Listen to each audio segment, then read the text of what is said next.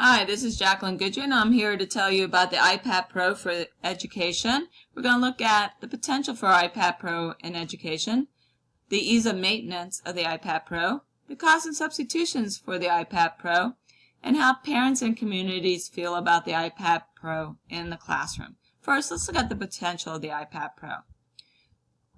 One-to-one, the iPad Pro is wonderful for lessons. It allows for creativity, especially if you have an iPad Apple Pen. It allows for more precise drawings on the iPad Pro. It also eases the capability of copying and pasting. It makes it a lot easier. You can personalize learning. You can now tailor your lessons from your learning support all the way to your gifted students. It provides immediate feedback for you and your students. It's mobile. It can be moved around the room. It can go from room to room in the school. It can also go from school to home and back again. You can download or upload videos, work such as worksheets, homework assignments, discussions, and it's available 24/7 for the student. No longer can they say, I forgot my work at school, or I forgot what to do, or I left my homework at home. It is all right there. It also has tests and quizzes electronically.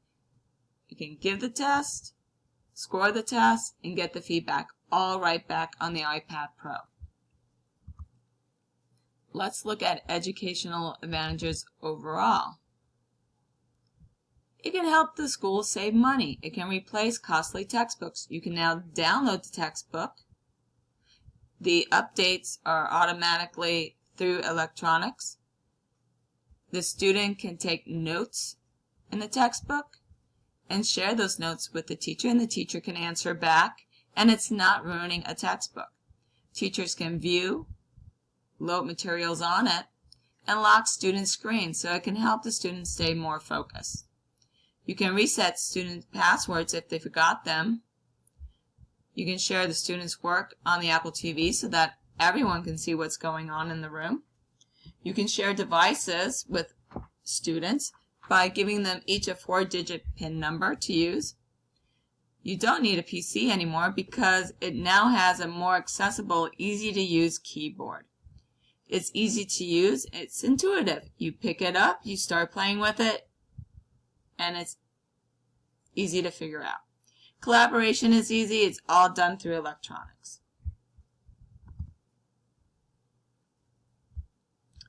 The device advantages itself. It has 4 high-fidelity speakers located on each corner. It has automatic lighting adjustments. You can take it from a dark area to a light area, and the screen automatically adjusts to the lighting. Has high-resolution camera for video and pictures.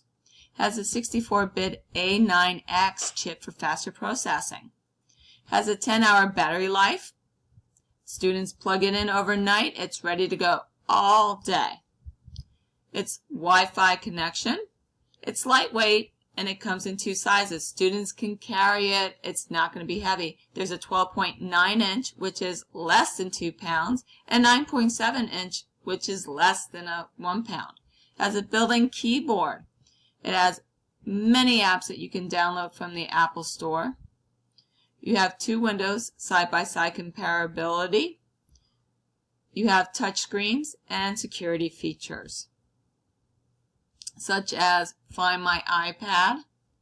You can also lock the screens. You can also have that the student uses their fingerprint or 4-PIN number. Okay. Let's go back and look at the maintenance of the iPad Pro. Okay, it's very easy to care for teachers and students and for the IT department itself. Let's look at the teachers and students, what they can do. It's very easy. To keep the screen clean, you just have to wipe it with a soft cloth. To keep it from breaking, you can use protective covers and screen protectors. You can upgrade apps. Just go to the App Store. You can delete unused and old apps, pictures, and videos, and this will help save the storage space to make it run smoothly. You can also use iTunes and iCloud for storage, which also frees up your storage space. Let's go back and look at what the school IT department is responsible for.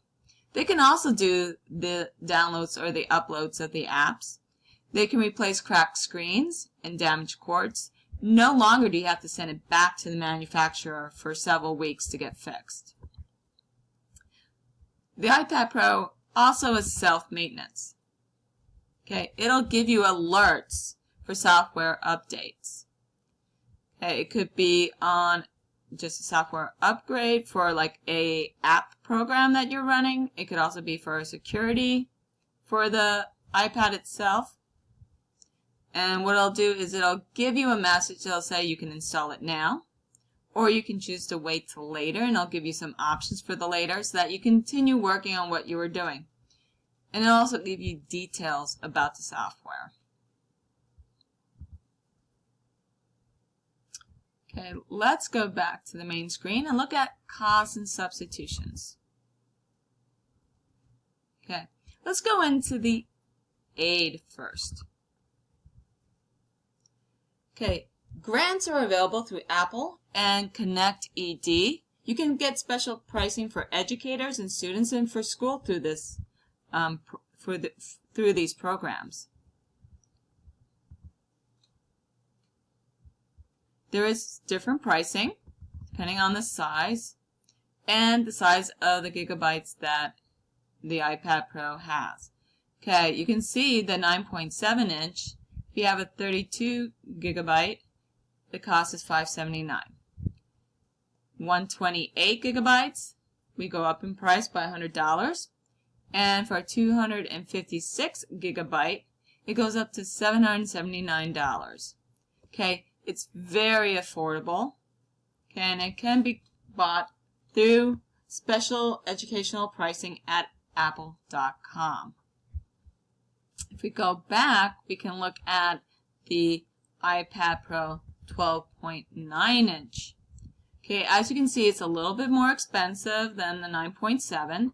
The 32 gigabyte starts at $779. 128 gigabyte is $879, and the 256 gigabyte is $979. And once again, you can buy it at an educational discount at the apple.com website. Let's go back. There's also extras that you can buy to enhance your experience. There's a magnetic keyboard if you don't want to use the built-in keyboard. It also acts as a cover and helps protect it. That is for $169 that you can purchase through the Apple Store. Also a stylus, the Apple Pen, which I referred to earlier. It sells for $99. You don't need it, it's just extras if you'd like to use them. Substitutions to the Apple Pad, the iPad Pro in the classroom. We have the iPad Air 2. It's cheaper, but it doesn't have the high memory or resolution. There's also Samsung's Gallery Tab S2.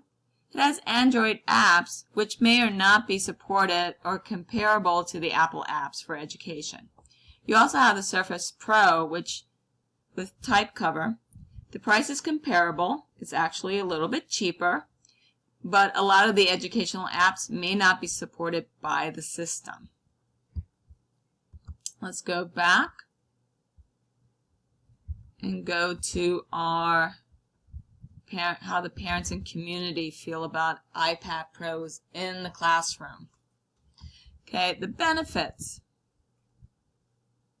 Parents can stay monitored to students' progress and work through various easy apps that they can download or the teacher can download and ask them to join. Parents who use educational apps at home support using iPads in the primary classrooms. Face it, a lot of people use them as the babysitter at home. It's just going to translate to the classroom, and instead of being the babysitter, it's now going to help teach the child. Parents of special needs students support the use of iPad Pro because of its ease, its touch screen.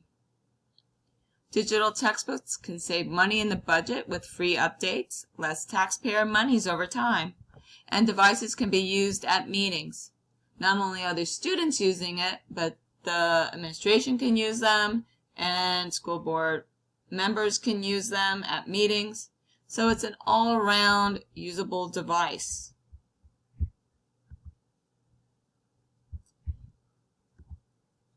I hope you agree that iPad Pro is necessary in the classroom, and I look for your support. Thank you.